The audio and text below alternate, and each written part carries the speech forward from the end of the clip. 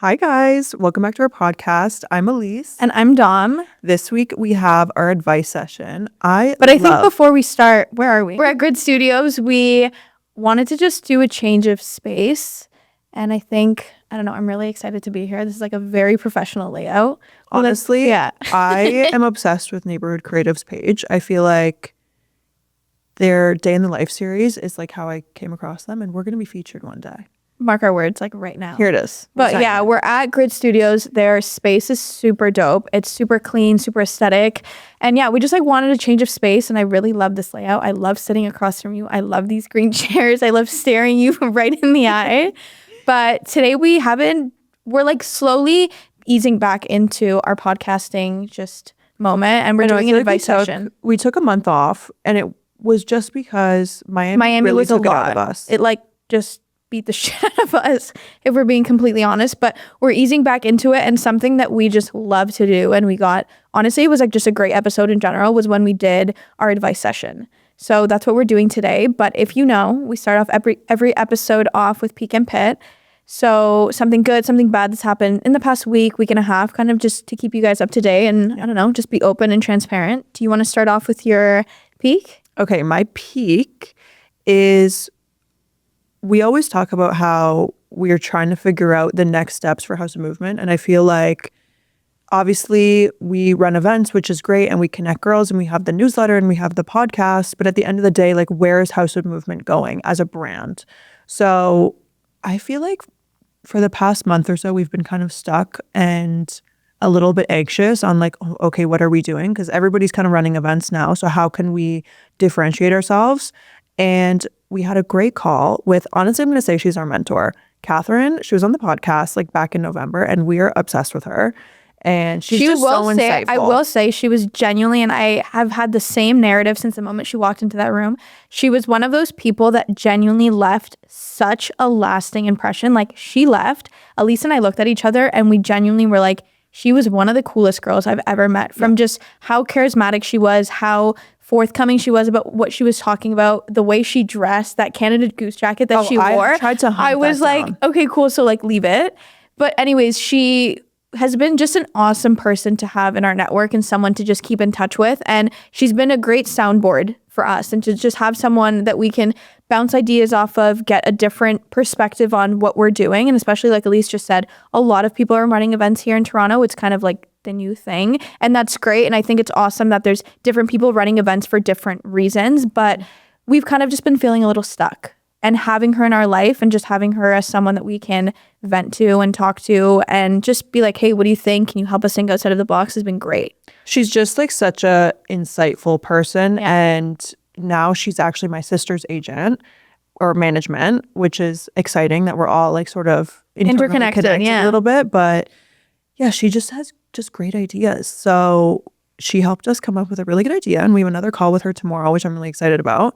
But we're slowly paving the way for some ideas that are next. Not like we'll ever get rid of like our workout events, but something else to add on. So I think we're just trying to scale it, or not scale it, like we're trying to upscale it. We're just trying to make it outside of the box, different than other things that you can have access to here in Toronto. So that's been really cool.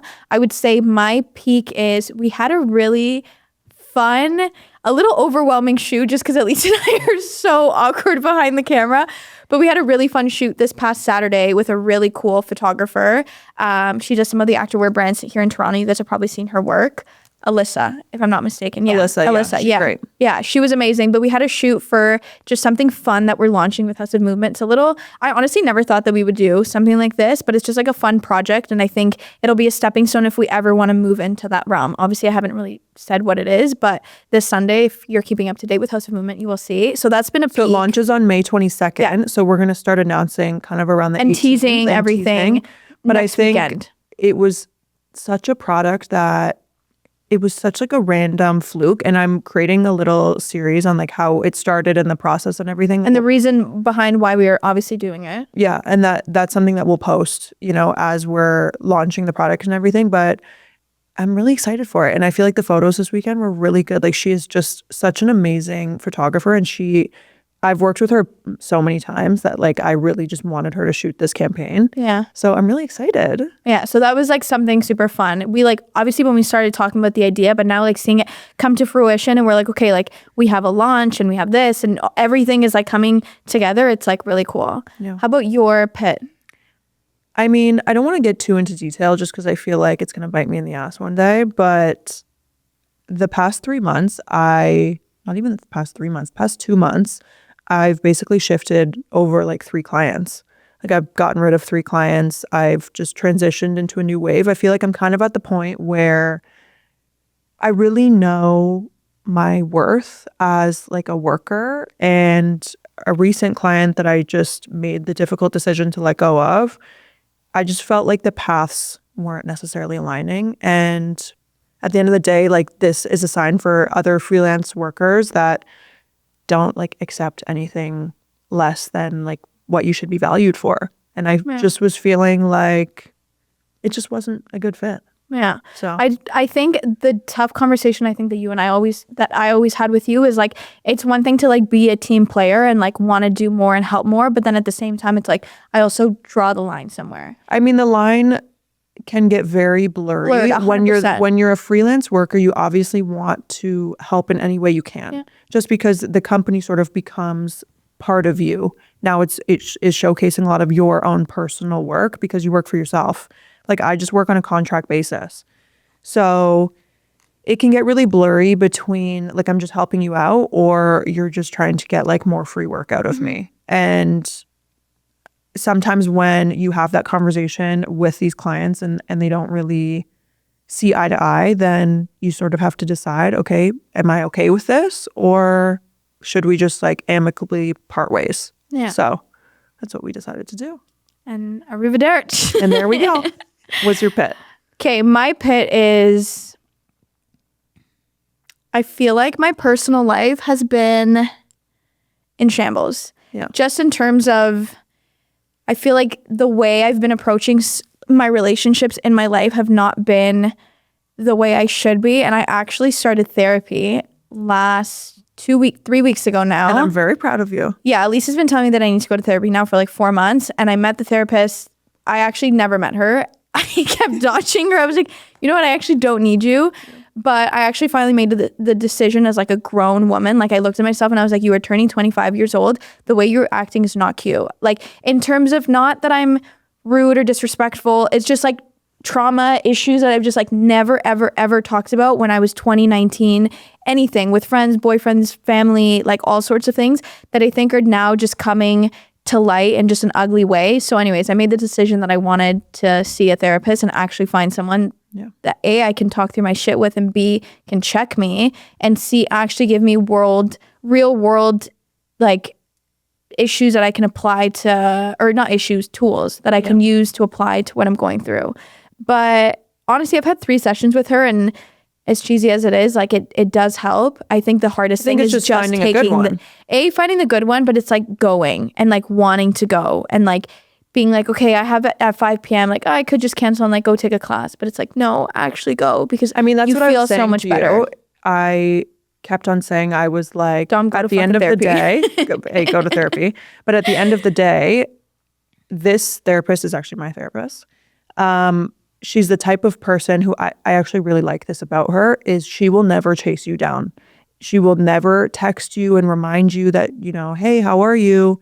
She'll never remind you that you have therapy. She'll never be on your ass if you cancel because the way that she looks at it is you will come if you want to work on your stuff. No, I know. And that's why like I met her, I messaged her 4 months ago and then I ghosted her because I was like, I literally was just not in the mindset ready to go. And then I got to a point when I came back from Miami when we did all of our trips and I was just traveling so much that I was like, no, like I need to go. Like I'm just like, I'm not happy with the way things are panning out in my life. And well, I feel like you're in a very transitional time right now. Yeah.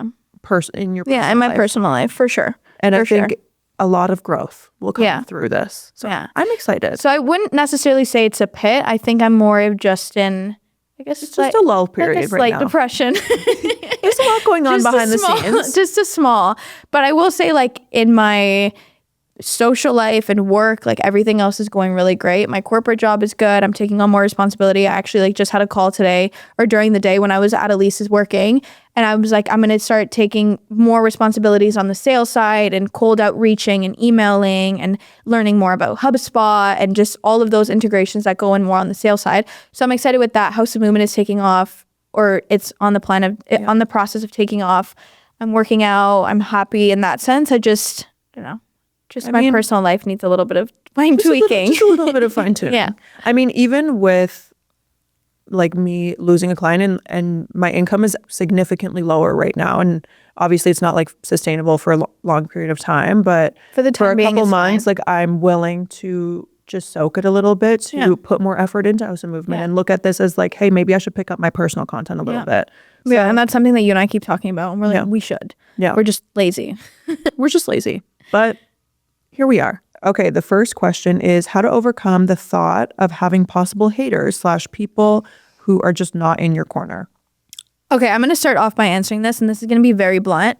This is me personally. I genuinely do not give a fuck, and we can bleep that, but I don't care. Like, I think I finally have gone to a point where I've come into who I want to be, and I'm trying to be the best version of myself, work, personal, with my friends, everything. And I'm happy where I am. I'm happy in front of the camera. I'm happy doing House of Movement. I'm happy putting myself on the internet.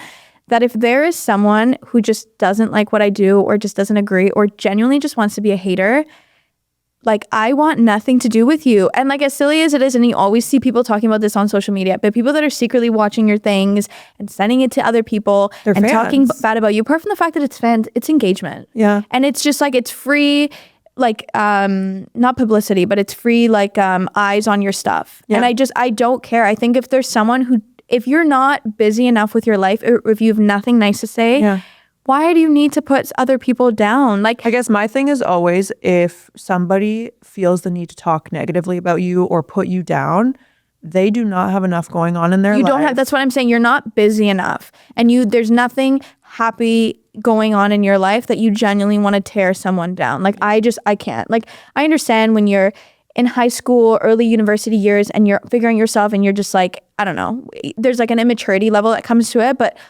we're both 24. There's maybe things that we see online that we don't like, but I would genuinely not sit there and hate and like tear them down or like publicly talk poor about someone. Well, even for example, I can't. recently realized that somebody has me blocked. That was unexpected. Yeah. I showed it to you. And I could have sat there and been like, why do they have me blocked? But to be honest, I don't really care. Yeah. Because if you felt the need to block me for whatever reason, I don't even know you. Yeah.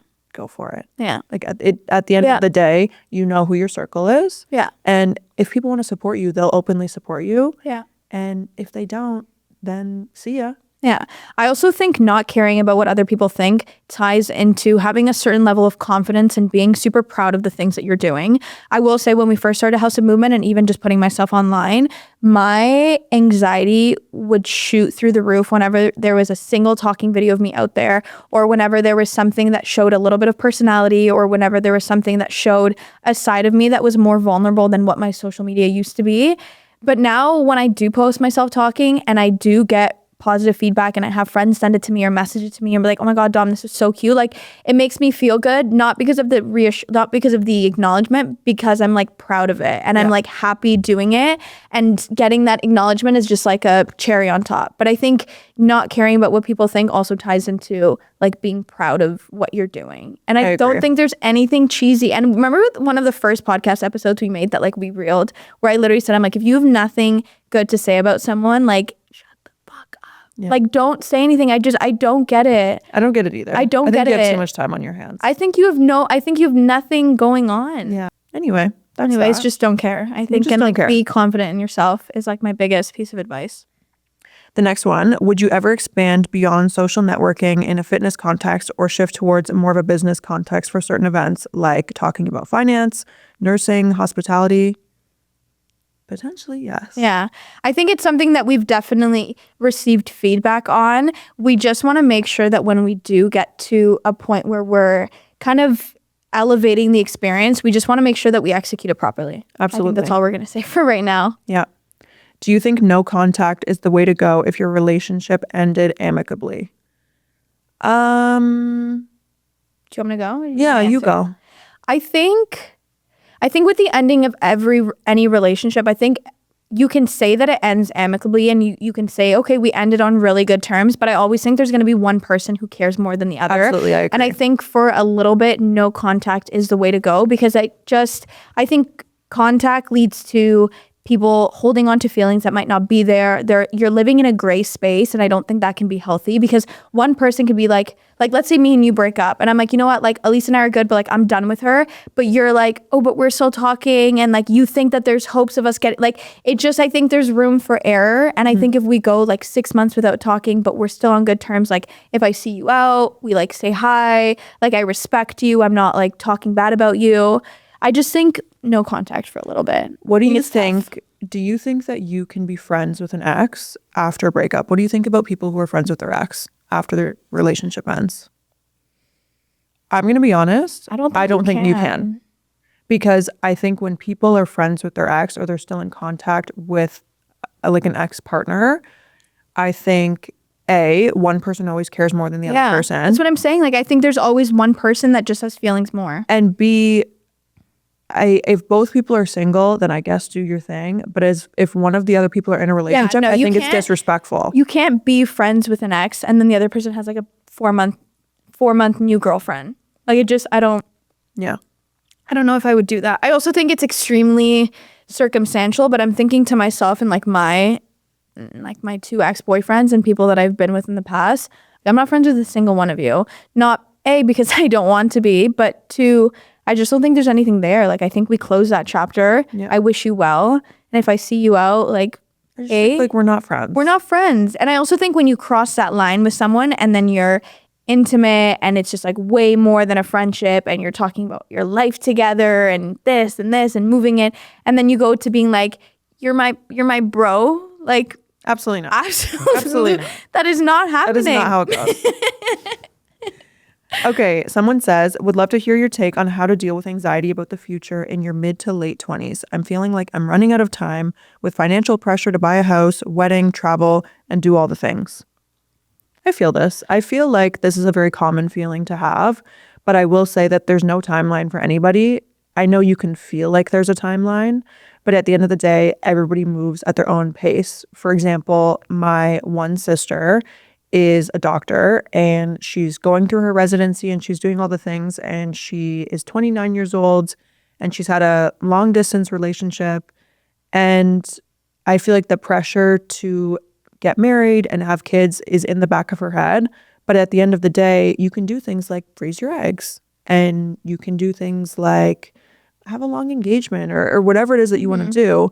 I think at the end of the day, the pressure that you're putting on yourself is just that. It's just pressure from yourself. Nobody else is, putting this weight on you. And I think everybody moves at their own timeline. Yeah. I think it can be extremely challenging to look at the different trajectories of where everyone's life is going. But I also think you need to take in the opportunities that people have, the parents that they have to help them, that can help accelerate their life in terms of where they need to be. Yeah. I also have just, I don't know, I'm like, maybe this is like super cliche, but like the next 5 years from now is not promised. Yeah. So like I just try and be very like in the moment, and not like in the moment as if like just living day to day, but like I know where I want to be in 5 years. I know the goals that I want to have for myself, but I'm also just content with what I'm doing right now and like fulfilling the goals that I have now, and like be present and be in the moment. Because I don't know, I also think when you start putting so much pressure on yourself of, okay, like in 5 years, or like I'm not where I wanted to be. Never works out. Like I just think it never works out the way that you want to, and you're always anxious, and you're always comparing yourself to people, and you're always measuring yourself up to, well, like my friend's 25 and she's doing this, and she's been at her job for this long, and she's making this much money, and I just graduated school, so like I must be failing. It's like, no, you're absolutely not. You guys are literally on different paths. Like, it just, your friend is doing this and you want to be a doctor, or your friend wants to have a young family, or she wants to get married super young, like and that's what she wants to do, and like that's just the way like the pieces are rolling out for her. Also too, like just because, oh my god, I saw this quote literally today, and it was like, just because the universe or the universe never tells you no. It just tells you not right now, or something better is coming, or yes. Yeah. And it was like, things are going to unfold the way that they're supposed to. And I think I've always felt like for example, I never graduated university in 4 years. So that was like a huge anxiety of mine, because I watched everyone that started with me in 2018 graduate in 2022. And I didn't graduate university until beginning of 2024, because like I'm going to be honest, like I failed at a first year, not failed, like I was behind in first year, and that gave me so much anxiety. But now here I am at the age of 24. I feel like exactly where like I wanted to be. I have a great job. I met you. House of Movement came out of nowhere. But like maybe if I graduated before and I wasn't a year later in school, I would have never met you. Yeah. Like I just think things are like Things just work out the things way just that work they out the way should. they're supposed to. And I think even I'll use myself as an example. Yeah. I was a little bit anxious about making the decision to let this client go because my income would be drastically dropped. But my boyfriend said to me, he was like, you don't have savings to buy a house right now or to retire or do any of these things. He was like, you have savings so you can make decisions like this and still be okay. Yeah. So I think at the end of the day, just because it looks like somebody has their life together, they don't. And everybody is figuring it out. Yeah. Everybody has different problems behind the scenes. For example, Dom's going through her stuff right now. I'm going through my stuff with work right now. And just because it looks quote unquote perfect, Yeah. it never is. Yeah. So, For sure. okay. The next one is, how do you approach making new friendships out of school, especially with going to workout classes where it feels like everybody already clicks? Okay, I'm going to say I am someone that is extremely sociable, and I like to say that I have a very charismatic personality. I love to talk, and I will genuinely just put myself out there. Like I messaged Elise and I was like, I'm fangirling you over TikTok. I met this girl in Miami that I actually like went to visit when I went to Miami, literally followed her on TikTok, messaged her, and I was like, hey, I think you're so cool. I love your I think if you want something, you have to go and get it. Like friendships are not going to come to you, and you're not going to have a line out the door of people wanting to be your friend. Like you're an adult, you have a voice, you have a personality, and you have so much to offer. And I think that you need to, like, if you are someone like chiming in and it's like, I want to make new friends, so go make new friends. Yeah. Go try new hobbies. Go like in the summer, like go join a volleyball league, go running, go. I mean, come to a House of Movement event. Come to a House of Movement event. Go take a class. Go to a networking event. Go to a pottery night. Like I think if you want it, like you have to go get it. Message girls on Instagram. As cheesy as that is, like it works. I've met so many new friends like that. Coming from like a more introverted person like myself. Yeah, like I want to hear Elise's perspective, because we're very different. Like I will literally go and like I could talk to a wall, and like I can just go and be like, I think you're so cool, like let's be friends. And that's how a lot of my friendships have started, of me just being like, I think you're a really cool girl, like let's go for drinks. And like here we are 2-3 years later, and like we're friends. That's just me though. I mean, I am an introverted person in certain ways. So if you're already in my circle, or for work purposes, like on a work call or something, like I'm not an introverted person. I can hang out and I can have fun and I can talk. It's just I find small talk really hard, and I don't enjoy it. And it's that barrier. It's a really uncomfortable barrier, and I think to master small talk and like push through it is like, it's a challenge. I think I have a very isolating job. So I spend a lot of my time alone. So I don't really learn quote unquote social skills the way that somebody in sales learns, or somebody who works in office learns. Yeah, talking and all these all things. the time. I don't talk to people all the time. I talk to people on a Google Meet call, and I can, talk their ear off. But when it comes to just like personal relationships, I personally have a hard time making new friends, just because making new friends is a lot of effort. Yeah. You have to not only connect with them a little bit on the first try, but you really have to do that slow burn where it has to be that constant back and forth effort of trying to see them and logging time and putting in the energy. And coming from myself, I don't like to do that. So I have a bad habit of sort of isolating myself or sticking to my, pre-made friend group. But I feel like there have been girls that have come to the House of Movement events that I have made the effort to go to a Pilates class with, or for lunch with, or for dinner with. And I think I'm the type of person where you have to understand my friendship style if we're going to be friends, because it's not everybody's cup of tea. I am not the type of person that will text you every day. It might take me 3 to 5 business days to get back to you. It'll take me 4 months to But get that doesn't mean that I don't want to see you. It just Yeah. means that, hey, maybe call me instead. Yeah. Or maybe shoot me a FaceTime, or just book the dinner reservation and tell me where I got to go, Yeah. type of thing. It's just, I just have that personality type where I don't like texting. Yeah. So it's finding other ways that you can just connect. fit it in and to connect. But I will say, I can go up to people and talk to people and have a conversation. But if I immediately feel like maybe there's not much there, sometimes it can be really hard. Yeah. So Yeah. It's true. The older and older that you get, friendships are hard. Literally why we talk about House of Movement and we preach it all the time. But I think in a world where it's so fast and everyone is moving and there's so much going around you, I genuinely think that if you are someone that is worried about friendships, you need to actually go out and put yourself in a position where you're opening yourself up to where you're inviting people to come into you. Because if you're at home and you're isolating yourself all the time, no one is going to come like banging at your door being like, let's be friends. And if you're okay having a small circle, like that is totally okay. And if you're okay having 2 to 3 friends around you, that's fine. But if you want something, there are so many things in Toronto and there's so many things in whatever city you live in to just go and put yourself and like take up space. Take up space, be inviting, be welcoming, and let people come to you because you have so much to offer. Yep. Somebody says, does it ever get difficult working with your best friend? I think it can. I think we've had our moments. Yeah. I think, so we've been doing this for Like a year and a bit now.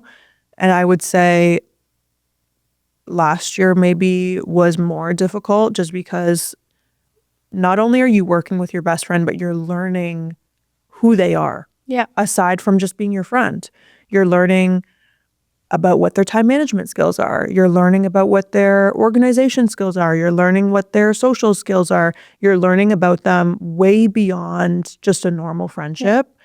So I think that is a major learning curve, especially for myself and Dom. We are so opposite, but we're so similar. But for some reason it works. And it works. It genuinely, we made a funny comment to each other the other day when we were shooting on Saturday.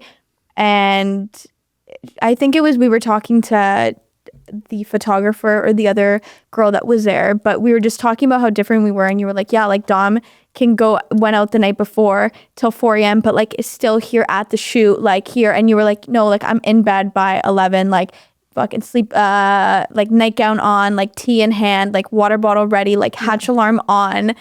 But we're just, I use that story just as like an example. Like Elise and I are so different, but I think over time, and I think even before you start a business, like you really need to understand like why you guys are doing it together or like what your outcome is. Like Elise and I, when we talk about what our goal is for House of Movement, like they are parallel. Like they're like, we want the same thing. And I think if we had our time back, which for people starting a business with your friends now, something that we probably should have done when we first started to maybe iron things out sooner was sitting down and actually having a conversation on like, where do you see this going? Where do you want to see this going? We didn't even know. We didn't know. And I think we were also like, I feel like we were 17 years old. Like that's how I felt mentally. I feel like we've grown up and matured a lot over the past year. But I did like what the Connie and Laura the user said. Guide. They create a user guide, basically like when you get a Dyson and it has the instruction manual, you will basically like write a user guide all about yourself of what your texting styles are, what your pet peeves are, what, bothers you when it comes to time management, all these things. And you give it to every person that you work with, because then it, shows them right to their face. This is what I like. This is what I don't like. This is who I am as a person. Point blank period. Here we go. Yeah. And I think over time, I would say 2025 is where myself and Dom really learned who we are, to accept each other as an individual, but at the same time be able to properly show up for each other when it comes to the business and be able to separate, okay, this might be a problem with the business right now, but at the end of the day, I'm still your friend. Yeah. So I think working with friends can have its moments, but we've spoken to so many people that do work with their friends, and I think at the end of the day, it comes down to communication. Yeah. And I think that's also just with like relationships. Like I think that's why Elise and I work very well together, is apart from the fact that like, yes, we do House of Movement and we have this podcast and we do the events and we have so many goals for ourselves. Outside of that, we're genuinely such good friends that like I know that I could go to her professionally or just for anything that I need advice, and like she's there. Yeah. So that like I think that's why it works. Yeah. Okay, last question. Is it okay to date someone a friend used to like but never dated? Okay, say that again. Is it okay to date someone that your friend liked but they never dated? Yeah. Did they hook up? Did they? They must have. Let's just say they did. Let's say Like it was all like a the way. situationship. Like they went all the way. Balls to the wall. Balls to the wall. They did this. I'm going to say no. Or It's actually, not no. okay. I'm going to take my answer back. It's not okay? I'm going to say if you have a conversation with the friend and the friend has a new relationship and maybe it was years ago and they just genuinely don't care and it wasn't that deep, I say go for it. Yeah. But I think if it's fresh and the guy did her dirty, like real dirty. yeah, then you're on your way. Then you're on like you're both on your way. Yeah. Like what are you doing? What are you doing trying to get with him? I think though just don't do it behind her back. No, you and have just to be like open and you just have honest. to tell her and be like, look, I wanna get in his pants. Like like I wanna like, and just talk to her. Because I think it would be worse if it comes back and bites you in the ass that you like pursued this guy or you guys have this relationship behind her back and she's like, I think if that's but the wouldn't case, it be I think weird? you're- Okay, but then she has a new boyfriend and she cares that you got with him. Like she has a full other relationship or she's seeing someone completely different. It's been like 8 months ago. Like it's been a while and like leading up to him, she's like, he's dead to me, whatever. And then you say, okay, like, well, him, like he asked me out. And then she cares. And but then she has a whole relationship. But she has a whole relationship. I mean, does she care because she doesn't want to be around him? I don't know. Let's ask her. Give us a call. Give us a call. Who are you? I feel like from personal perspective, if I think back to like a guy that I used to talk to and say you were seeing him, I wouldn't care that you were seeing him. You wouldn't want him around the circle. I just wouldn't want to be around him. Yeah. So I think that's where my issue would come down to. But if you were happy with him, then I'm already happy in my relationship. So you do your thing. Okay, but we're not going on a double date. We're not going on a double date. date. And if I see his face, like then like we gotta go. yeah. Yeah. Okay. Okay, thank you guys so much for listening to this week's episode. I love advice sessions. Yeah. I feel like they're fun, they're authentic, we can get our thoughts out. Yeah, it's a good way to like vent and just like talk shit. But you guys can find us on House of Movement on Instagram and also follow our personals. I feel like we never shut them out. But we honestly, I love advice sessions and I'm so happy to A, be in a new studio, B, just get the ball rolling again with In Her Prime because I love sitting down and I love talking. And we just honestly want all the feedback when it comes to podcasts. Like, what do you guys genuinely want us to talk about? We have two personalities. Yeah, we have two personalities here, two different ways of thinking, two crazy different girls. We want new podcast guests on, anything that you want to see, whether it's relationships, bringing on a friend. Imagine we brought on our moms. We should. Yeah, like bringing on someone, I don't know. But tell us what you guys want. But anyways, guys, we'll talk soon. Okay. Bye. We'll see ya.